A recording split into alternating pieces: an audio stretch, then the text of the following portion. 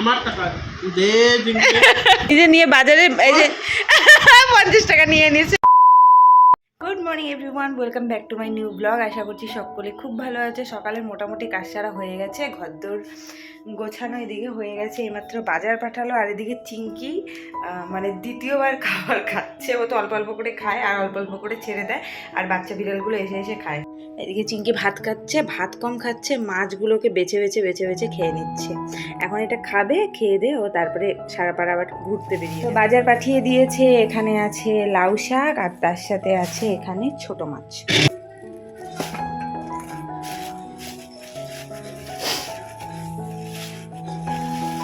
আজকে এতগুলো মাছ এনেছে, দেখো একদম এতগুলো মাছ, দেখো এখানে অনেকগুলো মাছ আছে। 150 টাকায় নাকি 1 পোয়া মাছ পেয়েছিল, আর এখানে হচ্ছে গিয়ে 220 টাকায় 3 পোয়া মাছ, যেটা বলছিল যে এক্সট্রা করে রাখা ছিল 220 টাকায় দিয়ে দিবে। তো এখানে মানে অনেকগুলো মাছ আছে, আমাদের 2-3 দিনের হয়ে যাবে। তো যার জন্য এটা নিয়ে এসেছে। এই যে ছোচা, চলে আসছিস, খাবে কিন্তু না এগুলো ছোট মাছ, ছোচার মতো চলে আসছে গন্ধ শুকতে। আর দেখো কোথায় উঠবেও সবসময়, বকা দিব তবুও উঠবে। তো এখানে সব মাছ আজকে ধুবো না, কিছু মাছ আজকে ধুবো আর কিছুটা ফ্রিজে রেখে দিব। আর এতগুলো মাছ দেখে না সত্যিকার আমার ভয় লাগছে। তো আজকে ছোট মাছ রান্না হবে, লাউ শাক, আর এদিকে দুনিয়ার সবজিও ফ্রিজে রাখা আছে। কি রান্না করব সেটাই এখন ভাবছি, রান্না এখনো বসাইনি। মাছগুলো ধুয়ে দিবা মাছগুলা? এই যে এদিকে তাকা, মাছগুলো ধুয়ে দিবি? Meow meow Chinki.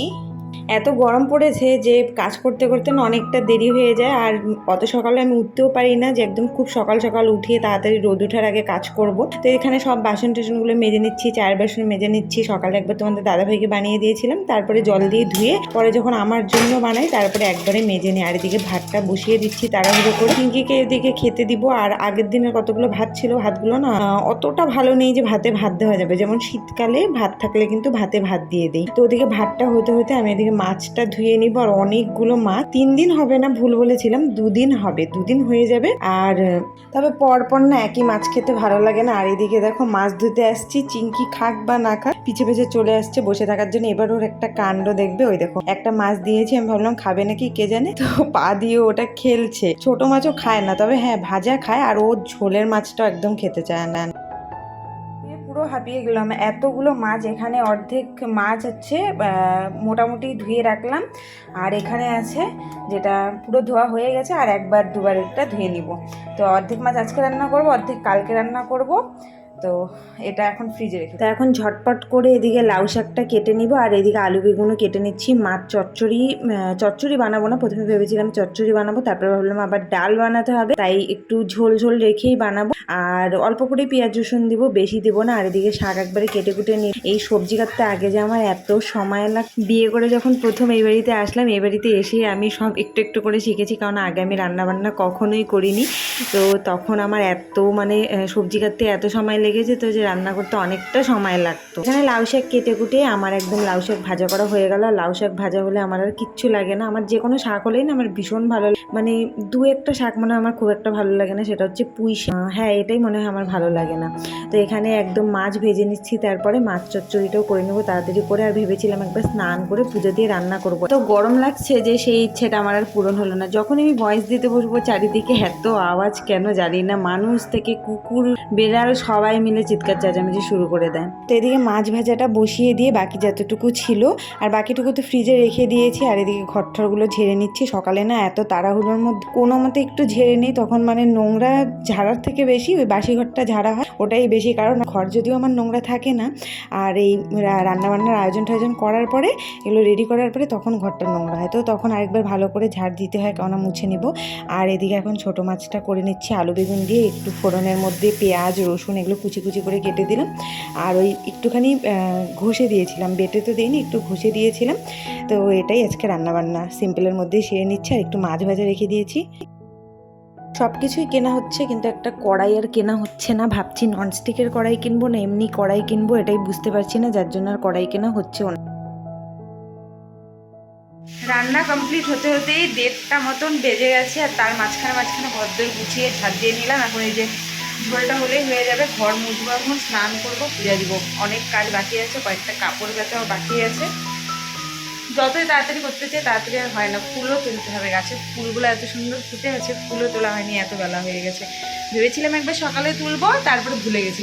এই দেখো গাছে কি সুন্দর জবা ফুলগুলো ফুটে আছে, এখনো পর্যন্ত তোলা হয়নি।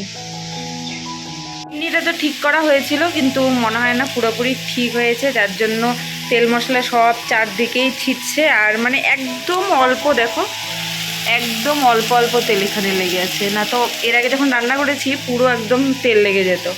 তো এদিকে রান্না মোটামুটি কমপ্লিটের দিকে, এখন ঝোলটা দিয়ে দেবো।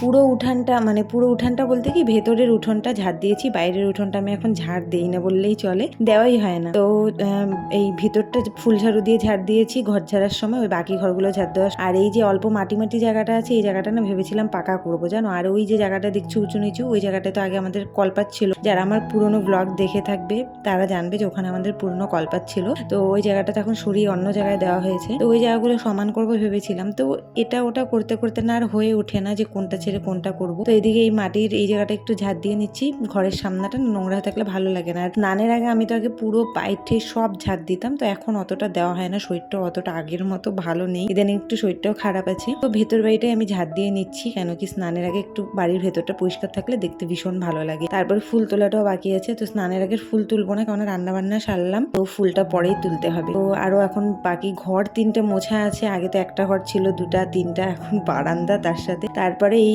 কিচেনের চিমনিটা নষ্ট হওয়ার পর থেকে তেল দিয়ে এত বাজে অবস্থা হয়, এত মোছামুছি করতে হয়। আগে এতটা আগেও মোছামুছি করতাম, কিন্তু এখন মনে হয় কি কিছুতেই তেলটা যেতে চায় না, তো মানে খুব বেশিভাবে মুছতে। আর এদিকে দেখো বিড়ালের পুরো মিছিল, আমার ঘরে 24 ঘন্টা 3 থেকে 4টা বিড়াল, চিঙ্কি বাদ দিয়ে, ওরা সারাক্ষণ অত্যাচার করবে। চিঙ্কি এত অত্যাচার করে, অতটা ওরা আমাকে অত্যাচার করে। কি করবো, মানে এত তাড়াতে থেকে সারাদিন না, তবুও মানে প্রতি সেকেন্ড অন্তর অন্তর চলে আসে। এদিকে সব একদম মোছামুছি করে নিচ্ছি, ঘর মোছা হয়ে গেছে। আর এদিকে লাস্টে আমি বারান্দাটা মুছতে চলে আসলে। একটা না ভেবেছি ইনডোর প্ল্যান্ট যে আছে সেগুলো এনে বারান্দায় সাজাবো, আর বারান্দাটাকে একটু মানে গাছ টাছ দিয়ে সাজিয়ে রাখবো। তো আনা আর হচ্ছে না, মানে আনবন্ধ করে আর আনা হয়ে উঠছে না।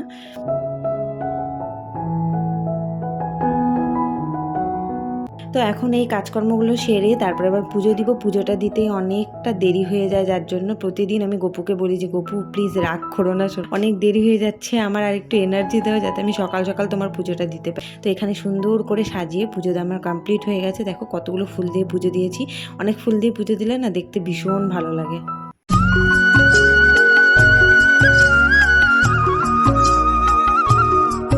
জাস্ট পুজো দেওয়া হলো, আর চিঙ্কিকে আটকানোর জন্য তোমাদের দাদাভাই দরজা জানলা সব বন্ধ করে রেখেছিল। আর এই দেখুন এখন খুলে দিলাম, তো ডাক দিলাম আমি, তো আর যাচ্ছে না। চিঙ্কি বলতে ও উঠে চলে আসছে। চিঙ্কি চিঙ্কি আই চিঙ্কি, এই যে এদিকে আসো চিঙ্কি। এখন ব্যস্ত, পালাবি না এখন, দরজা জানলা সব খুলে দিচ্ছি তো। আয় চিঙ্কি, চিঙ্কি ব্যস্ত, পুরা ব্যস্ত চিঙ্কি। রাত্রি বাজে এখন প্রায় 10টা 10:30 মতন। তো এইমাত্র জাস্ট কিছুক্ষণ আগে গপুকে এদিকে শয়ন দিলাম, আর দুপুরের পর থেকে আর ব্লগ করা হয়নি। আজকে না এত ঘুম পেয়েছিল, ঘুমাতেও পারিনি। 3-3টে বিড়ালের বাচ্চা এত অত্যাচার করে, আমি একটু করে ঘুমাতে নিচ্ছিলাম আর ঘুমাতে পারিনি, শরীরটাও ভালো লাগছিল না, ব্লগ করা হয়নি। আর এদিকে চিঙ্কি এই 9টা 9:30 মতো 10টা এই টাইমগুলো ও আসবে, বিকালবেলা চলে যাবে, তারপরে এরকম টাইমে ও আসবে একবারে, তারপরে আর ওকে আমরা বেরোতে দেই না। তো তার আগে ওর মোটামুটি ঘোরা হয়ে যায়, দুনিয়া রাজ্য সব ও ঘুরে শেষ করে ফেলে। তো এই যে এতক্ষণ এই টেবিলটার নিচে যে ওর কি মজা লাগে জানি না, মনে হয় ঠান্ডা নাকি, এই নিচে এতক্ষণ ঘুমিয়েছিল। তারপরে ফ্যান ছেড়ে দিয়েছিলাম, কেন কি ঠাকুরের প্রদীপ টদীপ নেভানো হয়ে গিয়েছিল, তো ফ্যান ছেড়ে দিয়েছিলাম। উনি আরামসে এখন সোফায় উঠেছে, এই যে চাটাচাটি শুরু করছে, এখন আরামসে এখানে ঘুমাবে। তো ব্লগ করতে আসলাম জন্য আবার ফ্যানটা একটু অফ করলাম, এখন ফ্যানটা চালিয়ে দিই, না তো আবার টেবিলের নিচে চলে যাবে। না কিছু বানাবো কিনা, আমি না বসে বসে অনেকগুলো আমার পুরনো ব্লগ দেখলাম, আর এত ভালো লাগলো দেখে, মনে হচ্ছিল পুরনো ব্লগগুলো আমার বেশি এনার্জি আছে, আর এখনকার ব্লগগুলো আমার এনার্জি লেভেলটা অনেক কমে গেছে। আসলে ডেইলি ব্লগ করি না জন্যই মনে হয় এরকম হয়েছে। তো দুপুরে রান্না বান্না এখানে ভাত আছে, ভাত কম পড়বে কিনা সেটাই বুঝতে পারছি না। আমি একটু আগে ম্যাগি বানিয়ে খেয়েছি, তো আমার সেরকম একটা খিদেও নেই। আর এখানে এই যে লাউ শাক আছে, যেটা তো দুপুরেই করেছিলাম, এখন কিছু করবও না। আর এখানে আছে এই যে ছোটো মাছ চচ্চড়ি, এটা আজকে ভীষণ টেস্টি হয়েছিল। তোমাদের দাদাভাই যেটা বলেছে, মানে ওর মুখে টেস্টি লেগেছে মানে বিশাল ব্যাপার। এখানে একটু মাছ ভাজা আছে। কতগুলো কিচেন ডেকোরের আইটেম আনা হয়েছে যেগুলো আমি সাজাতে পারছি না, কেন কি ওই চিমনিটার প্রবলেমের জন্য আমি নতুন করে কোনো কিছু কিচেনে অ্যাড করতে চাচ্ছি না, কেন সব কিছু তেল মশলা দিয়ে এত বাজে অবস্থা হচ্ছে। তোমাদেরকে শুধু বক্সগুলো দেখাই, কতগুলো বক্স আনা হয়েছে, আর আমি 1 মাস হয়ে গেছে, আমি ভীষণ এক্সাইটেড এগুলো মানে ব্যবহার করার জন্য, কিন্তু আমি করতে পারছি না।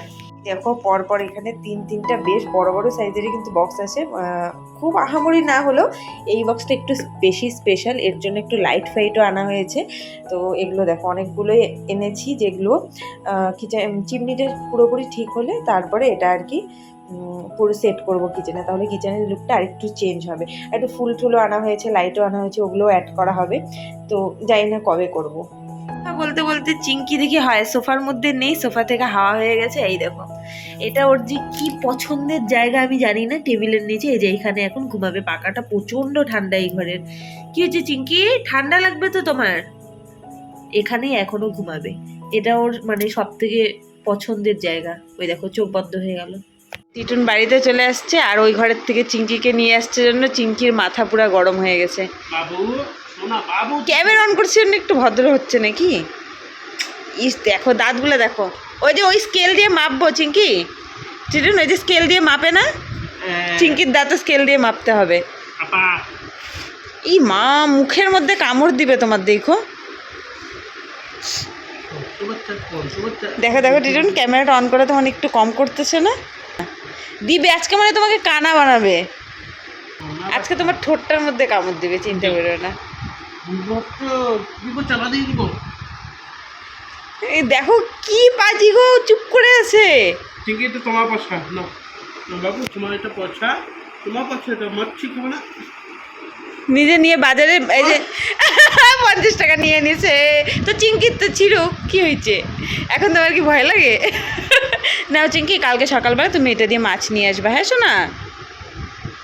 দিব না, আমি টাকা দেবো। চিংকি টাকা নিয়ে নিল, ধর ধর, দেও না টাকাটা। দে দে দে আমার টাকা দে। হ্যাঁ দেখো দেখো, দিবে না দিবে না। কালকে সকালে এটা নিয়ে মাছ কিনতে যাবে। ব্যাগ কোথায় চিংকি? ছিঁড়ে দিবে তিটুন, ছিঁড়ে দিবে। আর মাছ খাওয়া হবে না চিংকির, আর মাছ খাওয়া হবে না। একটু বাবা সাথে রাগ করছে বাবা, শোনা বাবু আমার হাতের উপরে হাত দিয়ে ঘুমায়। ই ভগবান, কি শুরু করছে। খাওয়া দাওয়া সব কমপ্লিট হয়ে গেছে, আর এদিকে তোমাদের দাদা ভাইও উল্টো সাইডে শুয়ে পড়েছে, আর এদিকে 1টা বাজে রাত, এখনো পর্যন্ত ঘুমাতে পারলাম না, শুতে পারলাম না। এদিকে একজনকে দেখো, ইনি কোলেই থাকবেন, কোলের থেকে যতবার নামাচ্ছি ততবার কোলের মধ্যে মানে জোর করে এসে এসে বসে পড়ছে। তো চলো আজকের মতো ব্লগটা এখানে এড করছি। ভিডিওটা কেমন লাগলো অবশ্যই একটা কমেন্ট করে জানিও, আর নতুন হলে চ্যানেলটা সাবস্ক্রাইব করো। দেখা হচ্ছে নতুন ব্লগের সাথে, ততক্ষণ খুব ভালো থেকো, সুস্থ থেকো, টাটা, গুড নাইট। শোনা, গুড নাইটটা বলে দাও তো বাবু, গুড নাইটটা বলে দাও না।